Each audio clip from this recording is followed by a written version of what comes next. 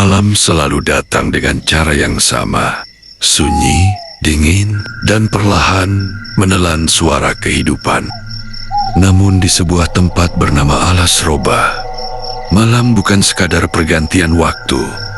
Malam adalah saat di mana sesuatu yang lama terkubur mulai terbangun. Konon, hutan ini tidak pernah benar-benar kosong. Orang yang masuk tanpa izin jarang kembali dengan jiwa yang utuh. Dan kisah ini berasal dari seseorang yang pernah merasakan sendiri bagaimana Alas Roba menolak untuk ditinggalkan.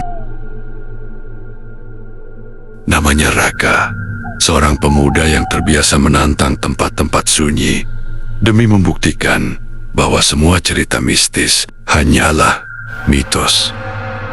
Suatu sore, ia dan dua temannya memutuskan bermalam di tepi Alas Roba, bukan untuk mencari sesuatu, melainkan sekadar membuktikan bahwa ketakutan manusia seringkali diciptakan oleh pikirannya sendiri.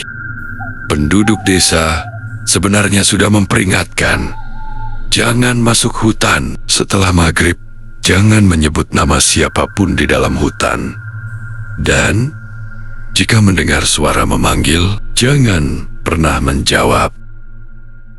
Raka hanya tertawa. Baginya, larangan tanpa alasan jelas adalah hal yang patut dilanggar. Matahari tenggelam dan langkah pertama menuju kesunyian pun dimulai. Awalnya, semuanya terasa biasa. Suara serangga malam, angin yang menggesek dedaunan, dan gelap yang perlahan menebal. Namun, setelah 1 jam berjalan, mereka menyadari sesuatu yang aneh. Tidak ada suara burung malam, tidak ada hewan kecil, seolah seluruh makhluk hidup memilih menjauh dari tempat itu. Salah satu temannya mulai gelisah. Ia merasa sejak tadi mereka seperti diikuti, bukan langkah kaki, bukan bayangan, tapi perasaan diawasi dari balik pepohonan gelap. Raka tetap bersikap tenang. Ia menganggap itu hanya sugesti, sampai mereka menemukan sesuatu yang seharusnya tidak ada di tengah hutan. Sebuah ayunan tua bergerak pelan, padahal tidak ada angin. Malam semakin larut, api unggun mulai mengecil, dan saat itulah terdengar suara lirih dari kejauhan. Suara perempuan menyanyikan tembang yang tak dikenal. Nadanya pelan, namun terasa sangat dekat di telinga. Salah satu dari mereka, tanpa sadar, hampir menjawab panggilan itu. Beruntung, temannya menahan, karena warga desa pernah berkata, yang memanggil di Alas Roba bukan selalu manusia. Suara nyanyian itu tiba-tiba berhenti, digantikan oleh suara langkah mengitari mereka. Namun ketika disenter, tak ada siapapun di sana.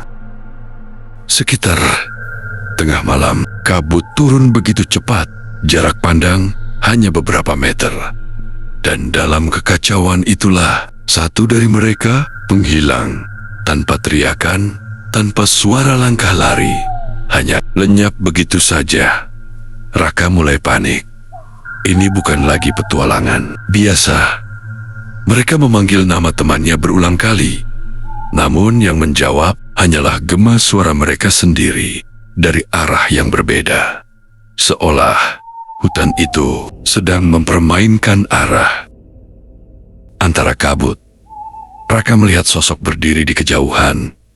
Tinggi, kurus, dan tidak bergerak sama sekali. Ketika disorot senter, sosok itu tidak menghilang.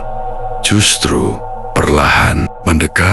Wajahnya tidak jelas, namun matanya terasa menatap langsung ke dalam pikiran.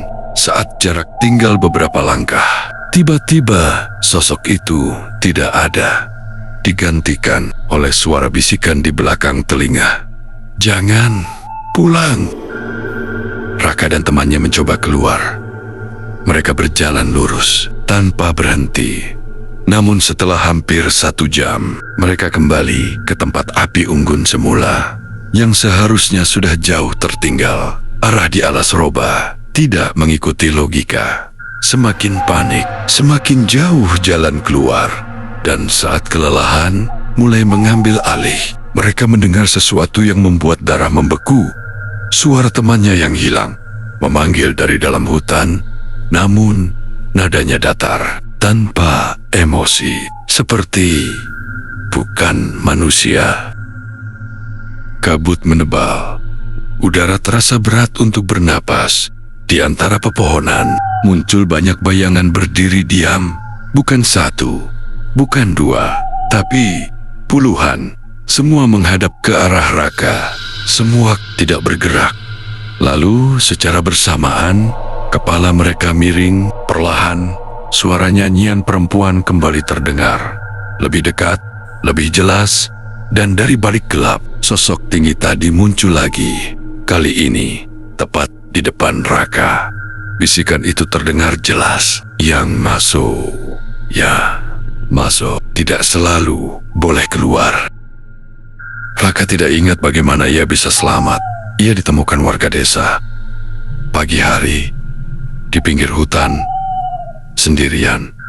2 temannya tidak pernah ditemukan. Sejak malam itu, Raka tidak pernah kembali normal. Karena setiap malam, saat suasana mulai sunyi, ia masih mendengar suara nyanyian dari dalam alas roba. Hutan itu belum benar-benar melepaskannya.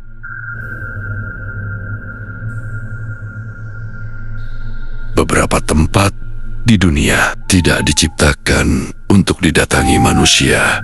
Bukan karena angker, tapi karena ada sesuatu yang menjaga agar tetap sunyi. Dan alas roba mungkin adalah salah satunya.